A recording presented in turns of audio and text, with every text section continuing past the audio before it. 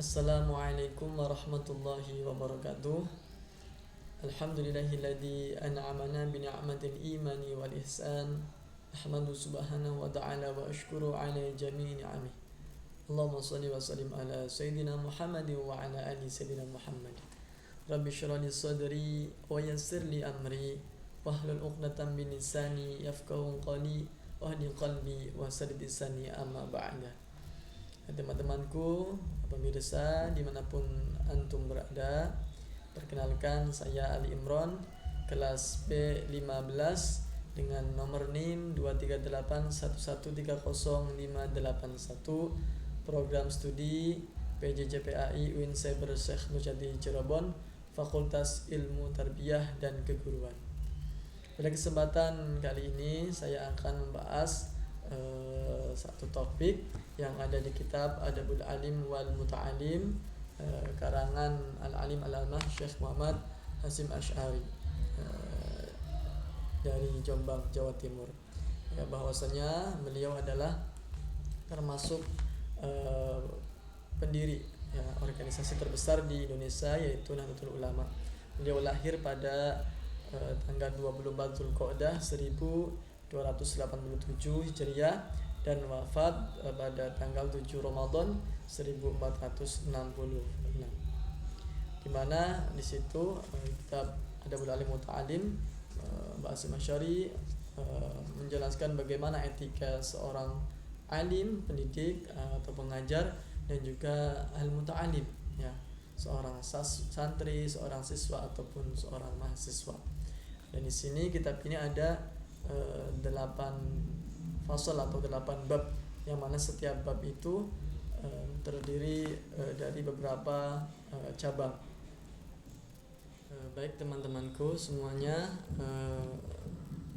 langsung saya buka kitabnya. Kebetulan sudah saya download kitab Adabul Alim wal Muta'alimnya. Ini saya cari bagian yang kedua, Al-Babu Atsani, ya. Bismillahirrahmanirrahim. Al-Babu utawi iki iku bab atsani kang kaping pindho. Jadi menerangkan bab yang kedua. Fi adabil muta'alimi iku fi adabil muta'alimi ing dalam mertelakan adabe santri atau mahasiswa. Fi nafsi ing dalam awak dheweke al muta'alim. Wa fihi iku ing dalam adabul muta'alim asyratu anwa'in utawi 10 pira-pira warna minal adabi saking adab. Ya, menerangkan tentang adabnya seorang siswa, ya, terhadap dirinya sendiri itu ada 10 macam adab. Al awalu utawi kang kawitan. Yang pertama apa? Ayu tahira. Iku nyentoh bersihaken atau nyuciaken sapa al muta'alim qalbahu ing atina muta'alim min kulli ghisin saking saben-saben nipu wa danasin lan kotoran wa ghillin lan dengki, ya, wa hasadin lan hasud wa su'i akidatin lan alane akidah wa su'i khuluqin lan alane akhlak lias luha bisa liaslaha atau liasluha terapun supaya patut sapa al muta'allim bidzalika kelawan mengkono-kono ayu tahirun qalbahu min kulli khisin ila akhirih liqabulil ilmi maring nerimane ilmu wa hifdzihi lan ngapalaken ilmu wal ittila'i lan munculaken atau memahami bisa ala daqaiqi ma'anihi ing atase pira-pira lembute pira-pira maknane ilmu wal fahmi lan memahami li ghawamadhi maring samare ilmu. Jadi bab yang kedua ini menerangkan bagaimana seorang al-muta'alim terhadap dirinya sendiri agar bisa mendapatkan ilmu yang bermanfaat. Maka yang pertama itu harus mensucikan hatinya, ya, mensucikan hatinya daripada perbuatan-perbuatan yang mengkotori hati. Seperti apa? Min kulli ghisin, saking setiap perkara yang membuat kita kotor hatinya, yaitu nipu atau kita berbohong dan lain sebagainya. Itu termasuk bagian daripada mengkotori hatinya. Kemudian wadanasin, mengotori kita. Hati-hati hati yang kotor disebabkan karena kita curang ataupun kita ria, sombong, itu termasuk bagian daripada danasin mengotori hati-hati kita yang menyebabkan sulitnya kita mendapatkan ilmu yang bermanfaat. Wa ghillin, dan dengki, wa hasadin, ini sama ya, sama hasad sama ghillin itu dengki. Artinya di dalam kitab dari Sa'idin itu diterangkan bahwa yang namanya hasud itu yaitu tamanna zawala ni'mah an sahibiha, menginginkan hilangnya kenikmatan daripada seseorang, tidak suka dengan kenikmatan yang orang tersebut punyai. Itu berarti namanya hasud, yang mana itu adalah kotoran atau yang menyebabkan kotornya hati kita, sehingga sulit untuk mendapatkan ilmu yang bermanfaat. Kemudian ada su'i akidatin, buruknya akidah kita, artinya ajaran Islam yang tidak sesuai dengan ajaran Islam lah, itu namanya su'il akidah. Seperti halnya apa? Seperti contohnya kita menyandarkan diri selain daripada Allah Subhanahu wa taala. Kita datang ke dukun nih misalkan, kita menganggap bahwa ketika kita tidak ke dukun berarti maka akan gagal, berarti itu termasuk su'i akidah. Kita tidak percaya dengan Allah Subhanahu wa taala, menyandarkan selain daripada Allah, itu termasuk daripada su'i akidah yang menyebabkan kotornya hati kita. Wa su'i khuluqin, kemudian buruknya akhlak kita kepada diri sendiri, kepada manusia ataupun semua makhluk ya. Maka jangan sampai kita dihiasi dengan hal-hal yang buruk ya, yang menyebabkan kotornya hati. Sebagaimana Imam Syafi'i di dalam kitabnya Diwan Syafi'i, beliau mengatakan syakautu ila waqi su'a hifzi wa rasyadani ila tarkil ma'asi wa akhbarani bi anna ilma nur wa nurullah la yuhdi li asi. Seperti itu, bahwasanya ilmu adalah cahaya dan cahayanya Allah tidak diberikan, tidak dihidayahkan kepada ahli ma'asi. Seperti itu. Oleh karena itu harus kita berusaha untuk mensucikan hati. Karena apa?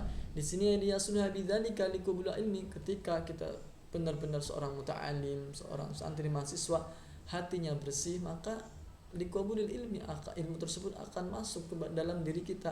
Wa iftihi, kita mudah untuk menghafal itu ya. Wal itila'i ala daqaiqil ma'anihi, kemudian paham sebenarnya secara makna itu itila muncul ya, muncul. Tapi coba kita cari apakah makna yang sesuai ya. Wal itila ya di sini. Kita di Google terjemah dulu al-itila, saya tuliskan al-itila ya. Jangan lupa untuk ininya diganti dengan bahasa Arab ya. Al-itila artinya apa? Nah, di sini artinya memeriksa ya di dalam Google terjemah. Kemudian coba kita ke ke al-ma'ani. Al-itila artinya apa?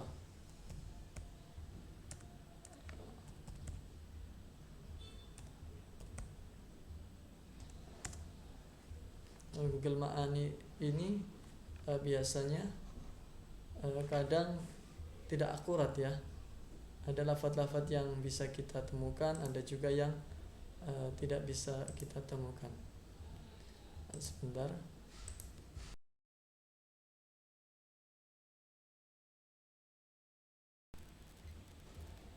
Oke, kita lihat ya.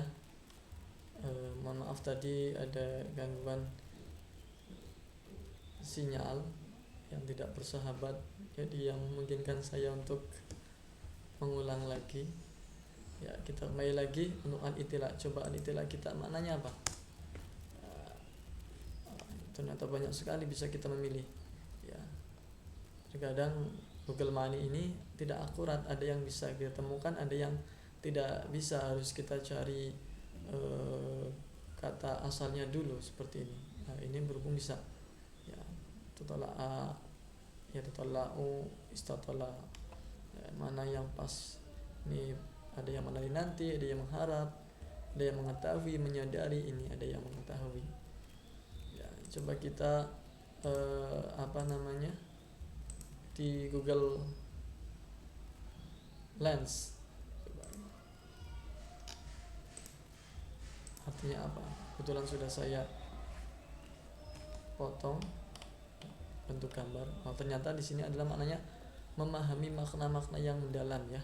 Kalau secara lafaz tadi ittilah itu adalah muncul ya. Tola'a badru, tola'a asyamsu, itu muncul. Tapi di sini maknanya memahami makna-maknanya yang mendalam. Seperti itu. Jadi al-ittilah ala daqiqillah itu memahami atas sesuatu makna-makna yang lembut, juga al-fahmi li ghawamadihi, kemudian memahamkan ilmu-ilmu yang samar gitu ya, atau samarnya ilmu yang belum kita ketahui. Itu adalah keterangan daripada kitab Adabul Al-Muta'alim di bab yang asani ya, yaitu poin yang pertama ya. Itu sedikit keterangan yang bisa kami sampaikan ya. Mudah-mudahan dari keterangan ini bisa bermanfaat untuk saya sendiri dan umumnya kepada antum-antum semua. Saya akhiri. Assalamualaikum warahmatullahi wabarakatuh.